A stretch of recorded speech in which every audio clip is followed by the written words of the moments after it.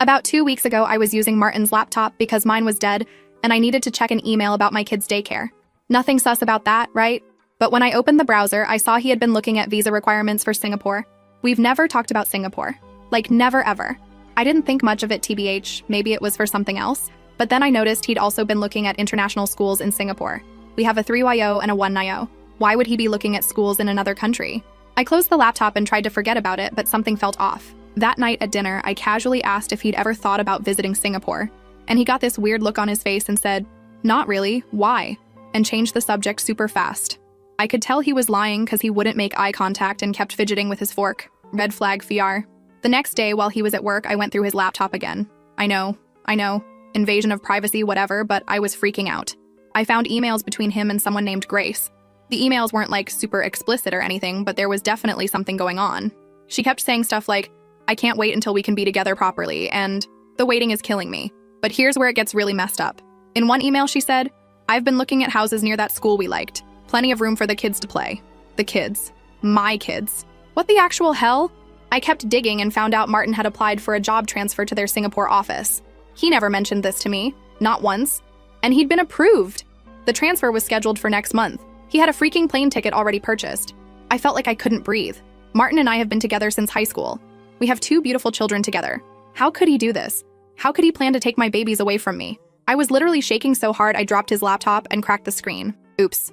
Instead of confronting him right away, which TBH was my first instinct, I decided to be smart about this. I took pictures of everything I found and sent them to my sister. Then I started monitoring his texts by syncing his messages to the iPad. He doesn't know I can see them. For the next week, I watched as he texted this Grace person constantly. They never said anything explicitly about taking my kids, but they talked about the plan and making sure everything goes smoothly. He kept assuring her that everything was on track. I also found out he'd been moving money to a separate account. Small amounts at first, but over the past 3 months, it added up to almost $20,000. Our savings is basically gone. I feel sick thinking about how long he's been planning this. Yesterday, I decided I needed to know who this Grace person is. I went through Martin's contacts and found her number. I didn't call her or anything. I just wanted to see if I could figure out who she was. I searched her on social media and OMG. She's his coworker. They've been working together for over a year. Her Instagram is full of pictures from office parties and team lunches. Martin is in a bunch of them. She posted a picture 2 months ago with the caption, "Sometimes the best things in life come when you least expect them," with heart emoji. And Martin had liked it. I wanted to throw up. Today, I decided enough was enough. I waited until the kids were napping and confronted Martin. I didn't tell him everything I knew, just asked again about Singapore. He denied everything at first, said it was just something he was looking into for a potential vacation. I called him a liar, told him I knew about Grace. His face went completely white. He started stammering, saying I didn't understand, that it wasn't what it looked like. Classic. I asked him straight up if he was planning to take our children to Singapore. He wouldn't answer. We started arguing, voices getting louder. I was so angry I could barely see straight. He kept saying I was overreacting, that I was crazy, but then his phone buzzed. It was a text from Grace. I lunged for it, but he grabbed it first, holding it away from me. I screamed at him, demanding to see it. He refused, backing away from me. I followed him into the kitchen, still yelling. He was trying to delete the message when I grabbed his arm. He shoved me away, hard. I stumbled backward and hit the counter. That's when I saw it. On the kitchen counter was a manila envelope. It was partially open, and I could see passport photos of our children inside. Martin saw me looking at it, and his eyes went wild. He lunged for the envelope just as I did. We both grabbed it at the same time and started wrestling for it. Papers flew everywhere. I saw flight itineraries, passport applications, custody documents, everything laid out in black and white. His plan to take my babies away. I screamed and tried to gather the papers, but Martin grabbed me by the hair and yanked me backward. I broke free and ran for the kitchen drawer where we keep the big knife. First update. So I guess I'm back with part 2, and honestly, if you read my first post, buckle up, because if you thought that was wild, this is going to be even more of a mess. I'm still not sure I'm processing any of this right, but at least now I know I'm not crazy, just surrounded by people who apparently lost their damn minds. Let's just say, after that disaster in the kitchen, me and Martin basically wrestling over an envelope like we're in some kind of low-budget reality show, which, by the way, I never want to experience again. I didn't even process what I was doing. I had my hand in the knife drawer, and for a split second, I just wanted him to back off. Not that I'd actually use it, but the look on his face when he realized how far this had gone, you could tell he never expected me to push back. The vibe was all wrong. Like, I get that people fight, but this wasn't normal married couple drama. This was survival mode. Anyway, the kids start screaming from upstairs, because of course they heard the chaos. Great parenting moment right there. And suddenly the spell is kind of broken. Martin lets go of my hair. I'm clutching a handful of crumpled flight itineraries, and there's Grace's name on literally everything. I honestly don't remember exactly what I yelled, but it was something like, "You're not taking my kids, you psycho!" And Martin's just standing there breathing heavy, looking like he doesn't even recognize himself. Or me, honestly. I ran upstairs, still clutching the docs, and the kids are both standing in the hallway, eyes huge. My 3-year-old asking if daddy is mad and if someone's in trouble. I said something like, "Let's get your shoes on. We're going to grandma's." I grabbed my phone, my keys, the iPad. Can't forget that, since it has all the synced messages. Diapers. Whatever random crap I could stuff in a tote. And just bolted. I left Martin with the kitchen looking like a tornado hit it. Papers everywhere. And zero explanation. I didn't even lock the door. I called my mom on the way, trying not to sound like I was losing it. Which obviously failed because she answered, and I just blurted out, "I need you. Now. It's bad." She didn't even ask questions. Just said to come over. And I swear, if I could bottle up one moment of my life and replay it, it would be hearing my mom go into full mama bear mode. I wanted to cry. But also, I kinda just wanted to scream. When I got to their house, my mom took one look at me and the kids, saw the torn envelope and the docs, and just said, "What happened?" Not in that fake calm way, but in a way that made me realize she was about to throw hands if necessary. Dad was still at work, so she started texting him like, "Get home right now." She made the kids grilled cheese and sat with me at the table, and I spilled everything. Martin, Grace, Singapore, the emails, the money, the physical fight. I showed her the bruises on my arm. She looked so pissed, but also kinda sad, which just made me feel worse. She started asking practical questions, like, did Martin have the kids' passports? No, I found them in the envelope. Score 1 for me. Did he have any way of taking them without my consent? I mean, he had flight tickets, but I don't think he could just grab them and go without my signature, right? Right? She wanted to call the police, and I said no. Not yet. Not unless he actually tries something. I was scared. But also, what do you even say? "Hi, my husband's planning to kidnap our children to Singapore but hasn't technically done it yet."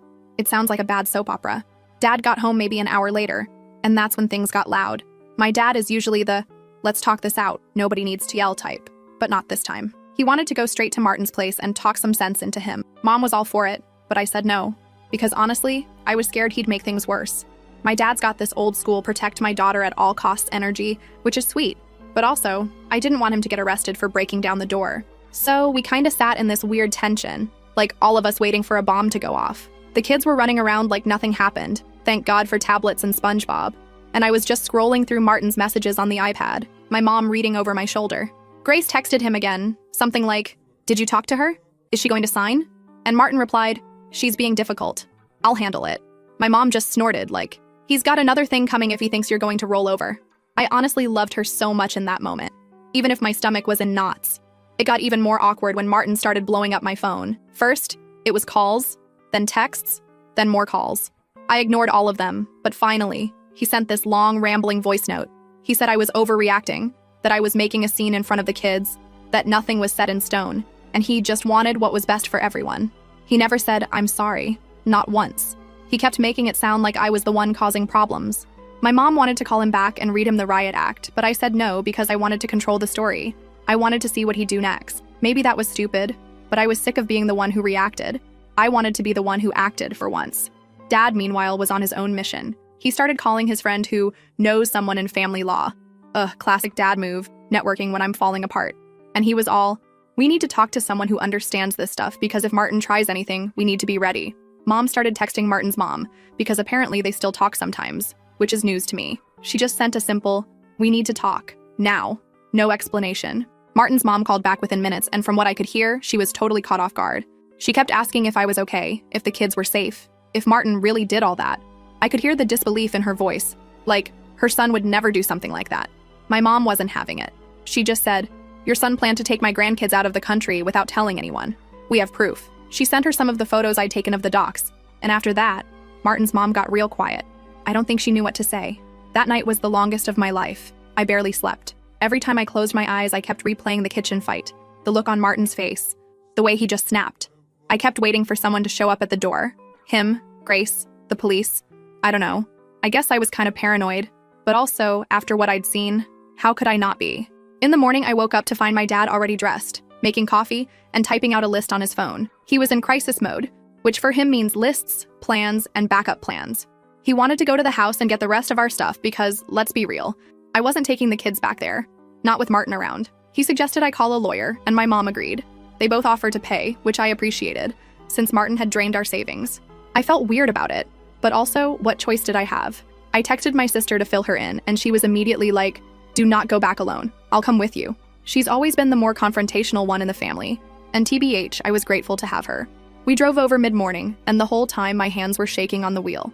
Martin's car was in the driveway, but I didn't see him through the windows. I texted him, told him I was coming to get some things and that I'd appreciate it if he gave me space. No answer. My sister, who is way braver than me, just marched up to the door and let us in. I still had my key. The kitchen was a disaster. Papers everywhere. A broken mug on the floor. One of the kids' shoes in the sink.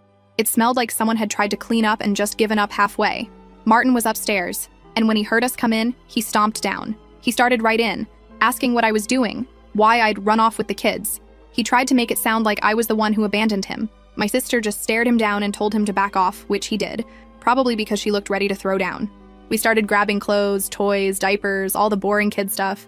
Every few minutes, Martin would try to talk to me, saying things like, "We need to figure this out. You can't just take the kids away from me." I told him, "I'm not the one with a plane ticket to Singapore." He kept insisting it was all a misunderstanding, that he never meant to hurt me, that he was lost and didn't know what else to do. He said he felt trapped, and that Grace made him feel alive again. I almost laughed at that, like, "Sorry you're bored, but maybe don't blow up your entire family."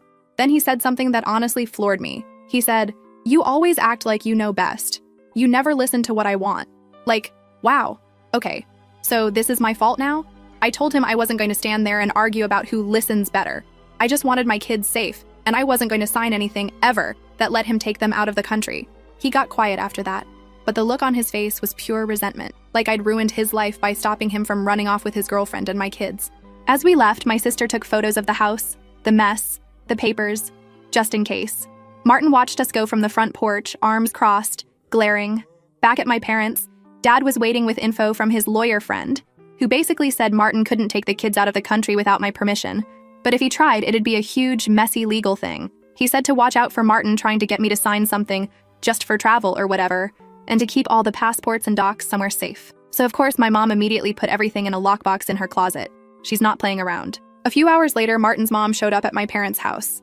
I was honestly dreading it, but she came in looking 10 years older, holding a big Tupperware of soup. She sat down and just asked, "Is this really happening?" I showed her the emails, the flight info, the money transfers. She got so quiet, just shaking her head. She said she never thought Martin could do something like this. Then she started crying, which, yeah, that sucked. My mom hugged her, and for a weird moment, it felt like we were all just lost together. Martin called while she was there, but she ignored him. She said she needed time to process and that she'd talk to him when she was ready. She even offered to stay the night in case I needed backup. I didn't say no. The kids loved having their grandma around. And NGL, I kinda did too. That night, I got a text from a number I didn't know. It was Grace. Just her name popping up made me want to throw my phone into the street. She said, "I'm sorry for everything. I never meant for it to go like this. Please don't blame Martin. He's not himself." Like, excuse me? I didn't reply. I didn't even know what to say. The next day, my dad got a call from Martin, demanding to see the kids. Dad told him that wasn't happening until we talked to a lawyer. Martin got mad, said he'd call the cops, said I was kidnapping our children. Dad just laughed and told him to go ahead. So, now I'm sitting here, at my parents' kitchen table, watching my 3-year-old build a tower out of soup cans, my 1-year-old drooling on the iPad, and my mom and Martin's mom whispering in the living room about what to do next. My dad is making another list, and Martin is probably stewing in his own mess, wondering how it all went so wrong. I know we're just getting started, and TBH, I'm scared about what comes next. But for now, at least, the kids are safe, and I've got my family behind me. Second update. Okay, Reddit, here we go again. I'm not even sure where to start this time because it's been a whole new level of weird, tense, and straight up exhausting. If you've been following my last 2 posts, you already know Martin tried to pull off the most unhinged family relocation ever, except I wasn't supposed to be part of the move. Martin started texting me again, but this time it wasn't just guilt trips or let's talk. He sent these long, frustrated messages about how he couldn't believe I was turning his own mother against him and how I was brainwashing the kids. He said I was making a circus out of nothing, and if I didn't start cooperating, he'd have no choice but to take action. I showed my parents, and my dad just muttered something about Martin having the emotional range of a teaspoon. I wanted to laugh, but Ngel, it freaked me out. That phrase, take action, kept running through my head. Like, what did he even mean? Was he talking about court? Something worse? My mom told me not to answer, so I just blocked him for a while. Probably the best move, because I needed a break from the constant drama. But Martin wasn't done. He showed up at my parents' doorstep the next afternoon, completely unannounced. I was in the backyard with the kids and my sister, and suddenly my dad was calling me, saying Martin was at the front door, demanding to see his family. The way my dad said it, you'd think Martin was a door-to-door salesman or something, not the guy I'd been married to for over a decade. My first reaction was honestly just, nope. I didn't want the kids seeing him, not after what happened in the kitchen, not with all the yelling and the envelope and the shoving. My mom answered the door while my dad stood behind her, arms crossed, not saying a word. Martin started out all polite, asking if he could talk to his wife privately. My mom shut that down real quick, told him if he wanted to talk, it would be with the whole family present. Martin's mom came out from the living room, and the look she gave him could have frozen water. She said she needed to hear whatever explanation he had because none of this makes sense to me, Martin. He looked almost hurt, but just for a second before he went back to his I'm the victim here face. We all ended up in the kitchen. Me, Martin, my parents, Martin's mom, my sister, who was pretending to play games on her phone but definitely recording everything, let's be honest. The kids were in the other room with headphones and snacks, which I guess is the modern version of go play outside while the adults talk. Martin started with this big sigh, said he never meant for things to get so out of control, that he only wanted what was best for everyone, and that he felt like I'd blindsided him by running off with the kids and turning everyone against him. He said he didn't have a choice, that he'd been unhappy for a long time, and that I wouldn't listen whenever he tried to talk about how he felt trapped by our routine. He even tried the I'm sorry if you felt hurt non-apology. My mom cut him off, said, you could have just talked to your wife. You didn't have to make plans behind her back or try to take her children away. Martin got defensive, said I'd never let him have a real conversation, and that every time he tried, I'd shut him down or change the subject. I honestly don't remember that. But maybe I was just tired of hearing about how everything was my fault. Martin's mom tried to get him to see reason. She told him she didn't even recognize him anymore, that the Martin she knew would never try to sneak his kids out of the country. He just shook his head, said he was desperate and thought it would be easier to start over somewhere new, with someone who actually cared about him. I almost snorted, because if Grace is the answer to his problems, then I guess I dodged a bullet. But whatever. My dad asked point blank if Martin ever actually planned to take the kids without telling me or getting my permission, and Martin just mumbled something about not being sure and thinking maybe I'd come around if I saw he was serious. That's when I realized he really did think I'd just go along with his plan if he pushed hard enough. Like, in his mind, I was supposed to just hand over my kids and move to Singapore because he'd already bought the tickets. The conversation kept circling. Martin wanted me to just talk to Grace, get to know her, because she's good with kids and wants to be part of their lives. My mom practically choked on her coffee. My sister rolled her eyes so hard I thought she'd pull a muscle. I said I didn't care how good with kids Grace was. She wasn't the one who made them, and she sure as hell wasn't going to be their new stepmom without me having a say. Martin started getting frustrated, raising his voice, saying I was being unreasonable, that I was punishing him for falling in love with someone else. He said I'd changed since having the kids, that I was always tired, always busy, never fun anymore. That stung, NGL, because yeah, I am tired and busy and probably not much fun these days, but I thought we were a team, not contestants on some reality dating show. His mom told him to stop, that he was just making things worse. Dad told him if he tried to come near the house or the kids without permission again, he'd call the police. After he left, my mom hugged me, but I felt weirdly numb. I spent the rest of the afternoon with the kids, doing puzzles and eating leftovers, trying to pretend things were normal. But nothing felt normal. Every time my phone buzzed, I jumped. Every time a car drove past the house, I checked to make sure it wasn't Martin coming back. A few days later, things escalated again. I got a letter from a lawyer, Martin's lawyer to be specific, saying he wanted joint custody and permission to relocate with the children internationally, should the opportunity arise. I showed it to my parents and my dad went off. He called his own lawyer friend who said not to sign anything and to start preparing for a real custody fight. So, I did the thing I'd been dreading. I met with my own lawyer. Thank you, Mom and Dad, for fronting the cash because Martin had drained our savings. The lawyer was blunt. Martin couldn't take the kids out of the country without my signed consent, but he could make things difficult in 100 other ways. She said to keep documenting everything. Texts, emails, even the stuff his mom and my sister had witnessed. She also told me not to engage with Martin directly and to let everything go through lawyers from now on. Martin, of course, did not stick to that plan. He started showing up at the kids' daycare trying to see them, even though the staff knew to call me if he showed up without warning. One morning, I got there, and the manager pulled me aside, said Martin had been waiting outside, asking questions about our schedule. She asked if everything was okay, and I just said, "We're going through some stuff. Please don't let him pick them up unless I say so." She wrote it down, made me sign something. I guess that's how you know it's real, when you have to sign paperwork just to keep your own husband from taking your kids. Meanwhile, my parents' house was starting to feel like a weird mix of safe haven and pressure cooker. My dad was stressed, my mom was tired, my sister was always on her phone texting her friends about the drama.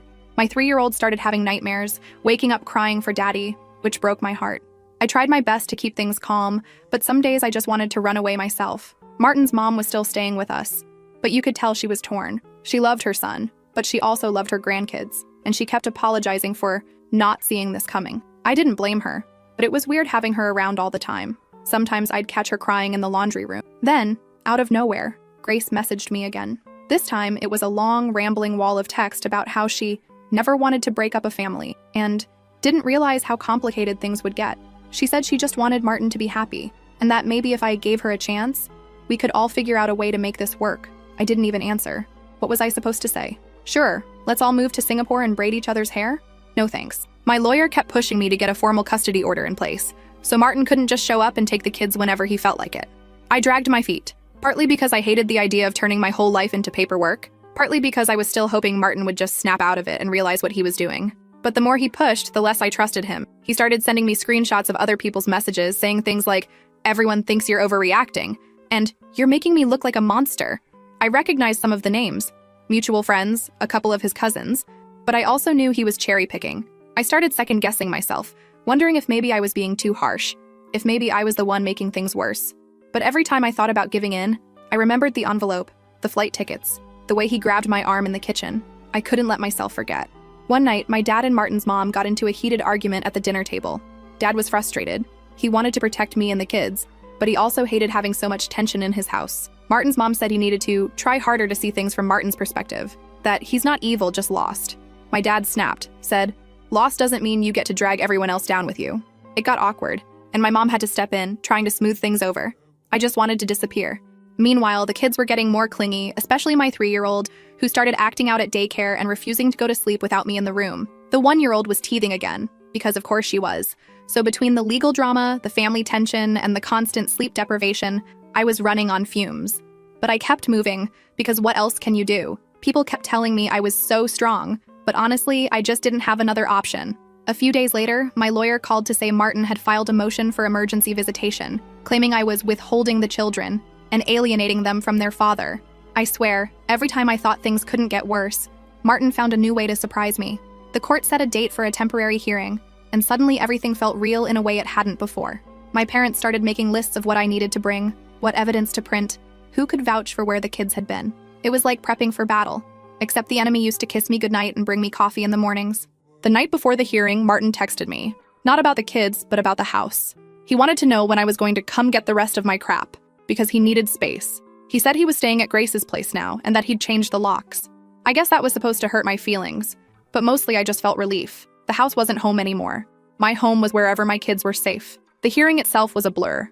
Lawyers talking, documents being passed back and forth, Martin sitting across from me with Grace by his side. She didn't say a word, just stared at her shoes the whole time. The judge asked a ton of questions, mostly about the kids, our living situation, why Martin had bought those tickets, why he hadn't told me about the job transfer. Martin tried to spin it like he was just planning for the future, that he always intended to include me, but the judge wasn't buying it. My lawyer laid everything out, emails, texts, the fight in the kitchen, the daycare incident. The judge said there was enough concern to warrant a temporary order. Martin could see the kids, but only in public, supervised, and only if I agreed to the date and time in advance. So here we are now, with a court order in place, the kids' passports locked away, and Martin sulking at Grace's place, still texting me about how unfair this all is. My 3-year-old has started drawing pictures of 2 houses, one with me, one with Daddy, and that lady with the glasses. I guess that's Grace. Do I think Martin's done? Not a chance. Final update. All right, Reddit, here we go. Final round, or at least I hope to God it is. I swear, if you'd told me last month that my biggest worry would be whether the kids had clean socks for daycare, I would have believed you.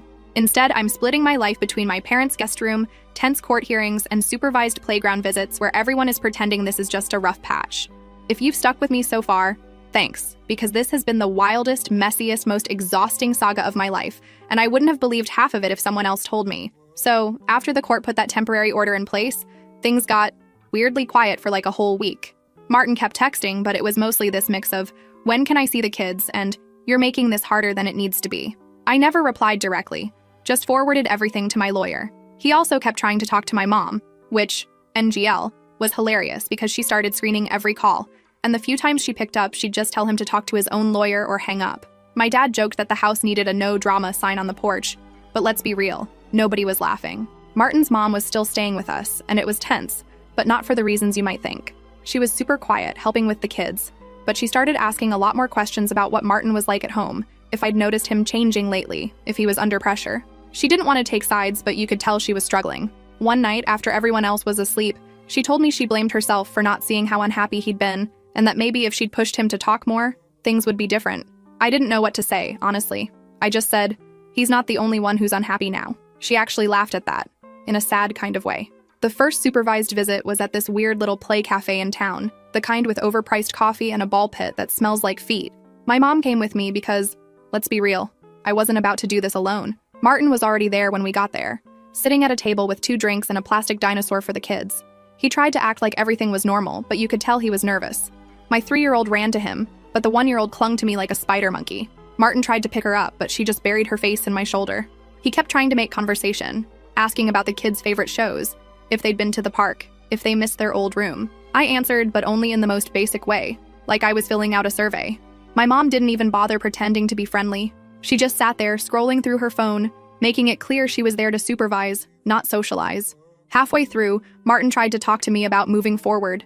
He said he wanted to find a solution, that he deserved a fresh start, that things could be better for everyone if we just let go of the past. I asked him if letting go of the past meant forgiving the part where he tried to take my kids across the world behind my back. He just stared at the floor, didn't answer. My mom cleared her throat, and Martin gave up. At the end of the visit, the kids melted down, classic, and Martin tried to hug them both at once, but the 1-year-old shrieked and reached for me. He looked so defeated, but for the first time, I felt nothing. Not anger, not pity, just done. Back at my parents', the mood was off. My mom said she was proud of me for keeping it together, but honestly, I just felt empty. My dad wanted to talk strategy. He was convinced Martin was going to pull something at the next hearing, maybe try to use the supervised visits as proof that I was alienating him from the kids. I wanted to roll my eyes, but he was probably right. Martin's lawyer had already sent new paperwork, this time asking for more unsupervised time and throwing around words like parental rights and emotional harm. My lawyer said not to worry, but also warned me that these things never end neatly. A week before the next court date, Martin's mom announced she was moving out. She said she needed to support her son, even if she didn't agree with what he'd done. I understood, honestly, but the peace didn't last. Martin started pushing harder, showing up at the kids' daycare again, trying to talk to the staff, asking if he could just say hi. They called me every time, and each time I had to remind them that there was a court order. One of the teachers asked if things were safe, and I had to reassure her while wondering the same thing myself. The next hearing was a whole different beast. This time, both sides brought stacks of paperwork, printouts, and even some of those passive-aggressive texts Martin had sent me. The judge was all business, asking about schedules, support systems, what the kids needed. Martin kept saying he wanted what's best for them, but when pressed, he just repeated the same lines about fresh starts and new opportunities. My lawyer pointed out the money transfers, the job transfer papers, the hidden emails, and the fact that Martin had already bought non-refundable tickets before even telling me. You could see the judge's patience running out. Martin's lawyer tried to spin it as proactive planning, saying Martin was only thinking ahead for his family's future. I could barely sit still. My mom squeezed my hand under the table, and my dad just glared at Martin across the room. Grace wasn't there, but her name came up a few times. My lawyer didn't hold back about the family friend who suddenly became central to Martin's new life plans. At one point, Martin said, "She's the reason I finally felt alive again." And the judge just blinked at him like, is this guy serious? Even his lawyer looked uncomfortable. When it came time to talk about the kids, the judge asked if Martin had any concrete plans for supporting them if he moved. Martin got defensive, said he'd figure it out, that things would work out once they got there. The judge was not impressed. My lawyer hammered home the fact that I had never agreed to any move, that Martin had kept everything secret, and that the kids' lives had already been upended enough. In the end, the judge made a ruling that felt real. The kids would stay with me as primary parent. Martin could have supervised visits for now, with the possibility of more time if he showed consistency and responsibility. He was not allowed to take them out of state, let alone the country, without explicit written permission from me in the court. The judge said, "This is about stability for the children, not new adventures for the adults." Martin looked like he'd been punched, but didn't argue. Afterward, in the hallway, Martin tried to talk to me again. He asked if I could at least try to see things from his side. He said he just wanted to be happy, that he deserved a chance. I think I surprised him when I didn't yell or cry. I just told him that maybe next time he should try honesty. He didn't have a comeback for that. Back at my parents', it was relief and exhaustion in equal measure. My mom made a big dinner, my dad even opened a bottle of wine, and my sister had the kids making victory crowns out of aluminum foil. For the first time in forever, it felt like we were a family again, even if it was a different kind of family than before. The fallout hasn't stopped, though. Martin's side of the family is split. Some of them think I'm the villain. Others say he got what he deserved. Mutual friends are awkward, or taking sides. I had to block a couple of people who kept sending me just checking in texts that were really fishing for gossip. Money is tight, and TBH, the paperwork never ends. I'm still living at my parents' place, still figuring out the next steps. The kids ask about Martin. Sometimes they're sad, sometimes angry. Sometimes they just want to know when they can have pancakes for dinner again. I try to answer honestly, but mostly I just tell them we're figuring things out together. Martin hasn't tried anything drastic since the judge's decision. He still sends the occasional message, but they're more subdued now. Just updates about the kids' toys he found at his place, or questions about their favorite snacks. He's still with Grace, as far as I know, but she's not reaching out anymore. My lawyer says as long as I stick to the order, things should calm down, but I'm not holding my breath for a happily ever after. I'm not gonna pretend I've got it all figured out or that everything is fine now. It's not. I'm tired, I'm broke, and I'm rebuilding from scratch. But I've learned that I can fight for my kids, even when it feels impossible, even when the person you're fighting is someone you used to trust with everything. I'm not a hero, just a mom who got pushed too far. So yeah, that's where I'll leave it. If you're still reading, thanks for sticking with me. Real life is messy as hell.